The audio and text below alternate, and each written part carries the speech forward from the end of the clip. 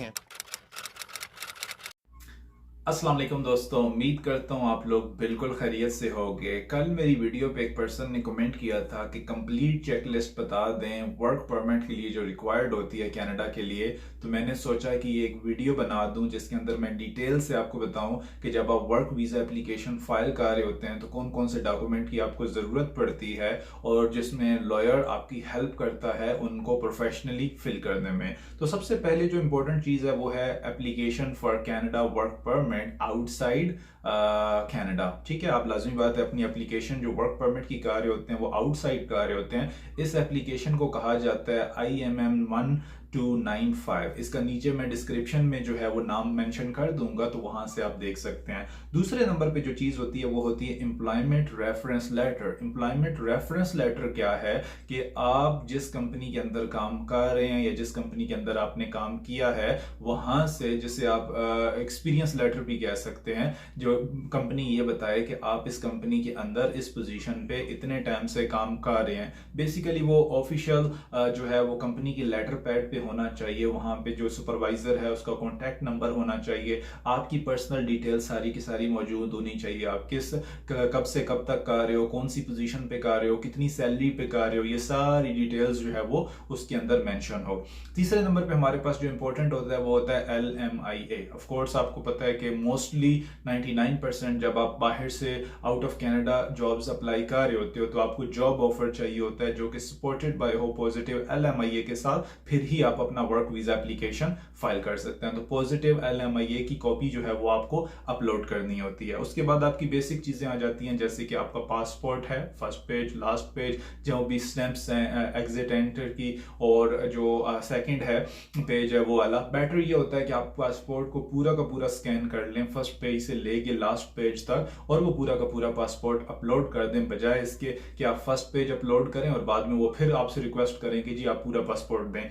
आपकी updated CV या resume चाहिए होती है कनाडा वर्क वीजा के लिए, आपको अपलोड करनी होती है। आपकी एक डिजिटल व्हाइट बैकग्राउंड के साथ जो है वो फोटो चाहिए होती है, और उसके अलावा आपका फैमिली इंफॉर्मेशन फॉर्म है IMM5645E, इस फॉर्म को कहा जाता है, जिसके अंदर आपकी पूरी की पूरी डिटेल्स आती हैं, आपकी, आपके पेरेंट्स की, आप मैरिड हैं तो आपके स्पाउस की, आपके बच्चों की, आपके बहन भाइयों की, ये सारी डिटेल कनाडा मांगता है। उसके बाद आपका एम्प्लॉयमेंट कॉन्ट्रैक्ट है, जॉब ऑफर लेटर भी हम उसे कह सकते हैं, वो आपने अपलोड करना होता है। और उसके बाद आपने शो करना होता है कि किस तरीके से आप इस जॉब को जो है वो एलिजिबल हैं इसको अप्लाई करने के लिए। मिसाल के तौर पे अगर कोई पर्सन प्लम्बर की जॉब कर रहा है तो उसे वीजा ऑफिसर को कन्विंस करना होता है कि उसके पास प्लम्बर का एक्सपीरियंस मौजूद है काफी सालों का, और वो ये काम अच्छे तरीके से कर सकता है। इसी तरीके से अगर कोई पर्सन इंजीनियर है तो लाजमी बात है उसको अपने इंजीनियर का सर्टिफिकेट्स देना होगा कि उसके पास एक्सपीरियंस है, लेकिन साथ में उसको अपना सर्टिफिकेट भी देना है कि उसको किसी भी यूनिवर्सिटी ने अलाउ किया है कि वो इंजीनियर कर सके। कुछ काउंसिल्स बनी होती हैं जो कि उस चीज को अलाउ करती हैं। उसके बाद हमारे पास स्केड्यूल 1 का फॉर्म आ जाता है, जिसे IMM5257EB का फॉर्म कहा जाता है, जिसके अंदर बेसिकली आपने अपनी ट्रैवल हिस्ट्री बतानी होती है कि लास्ट 5 या 10 ईयर्स में आपने अदर देन अपने होम कंट्री या कंट्री ऑफ रेजिडेंस के अलावा कहाँ कहाँ ट्रैवल किया है, ये चीज इंपॉर्टेंट होती है। उसके बाद आप उसी फॉर्म में आपने बताना होता है कि क्या आपने मिलिट्री के अंदर या कोई भी गवर्नमेंट सेक्टर के अंदर जॉब्स वगैरह की हैं या नहीं की, ये चीज इंपॉर्टेंट होती है, क्योंकि लाजमी बात है वो आपके केस को डिटेल से देखते हैं। ये एक ऑप्शनल डॉक्यूमेंट है, अगर आप प्रोवाइड करें तो प्लस पॉइंट है, नाम प्रोवाइड करें तब भी जो है वो कोई वो नहीं है, बट ऑलवेज रिकमेंड होता है कि करना चाहिए। उसके बाद हमारे पास है client information. Client information form के अंदर अगर कोई भी ऐसी चीज जो आप ऊपर प्रोवाइड नहीं कर सके वो क्लाइंट इन्फॉर्मेशन के अंदर आप प्रोवाइड कर सकते हैं। मिसाल के तौर पे अगर आपका जो है वो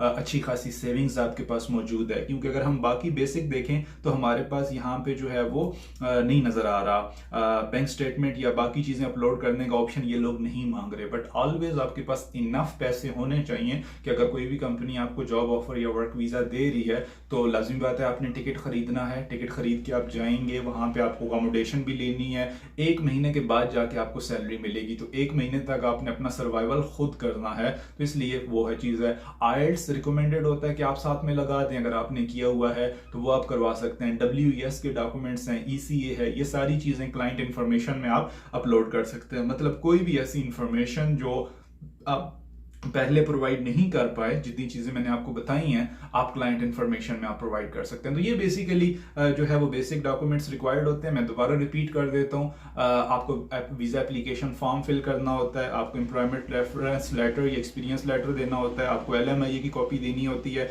आपका पासपोर्ट है, आपकी CV है, आपका डिजिटल फोटो है, आपकी फैमिली इंफॉर्मेशन फॉर्म्स हैं, आपका जो है एम्प्लॉयमेंट कॉन्ट्रैक्ट है, आपका जो है वो प्रूफ है कि आप इस जॉब को जो है वो मिलते हैं, इसकी रिक्वायरमेंट को पूरा कर रहे हैं। प्लस स्केड्यूल 1 का फॉर्म है जिसके अंदर आपकी ट्रैवल हिस्ट्री और आपका मिलिट्री या गवर्नमेंट सेक्टर में आपने जॉब किया या नहीं की, और लास्ट नंबर पे क्लाइंट इन्फॉर्मेशन है। ये सारी चीजें अगर आपके पास कंप्लीट होती हैं तो वर्क परमिट की जो गवर्नमेंट फीस है वो है 155 कैनेडियन डॉलर्स, और आपको बायोमेट्रिक करवाने होते हैं फर्स्ट टाइम जो कि 85 कैनेडियन डॉलर्स हैं। तो टोटल मिला के 240 कैनेडियन डॉलर वर्क परमिट की एप्लीकेशन फी होती है जो आप पे करते हैं, और उसके बाद आपका केस जो है वो सबमिट हो जाता है। प्रोसेसिंग टाइम की बात करें तो हर कंट्री से जो है वो डिफरेंट प्रोसेसिंग टाइम चल रहा है। वैसे आप इसको चेक कर सकते हैं, CIC प्रोसेसिंग टाइम आप गूगल पे जस्ट सर्च करें, वहां पे जाके आप मेंशन करें कि जी आप क्या करना चाहते हैं। लेट्स से आप वर्क वीजा अप्लाई करना चाहते हैं, कहाँ से करना चाहते हैं,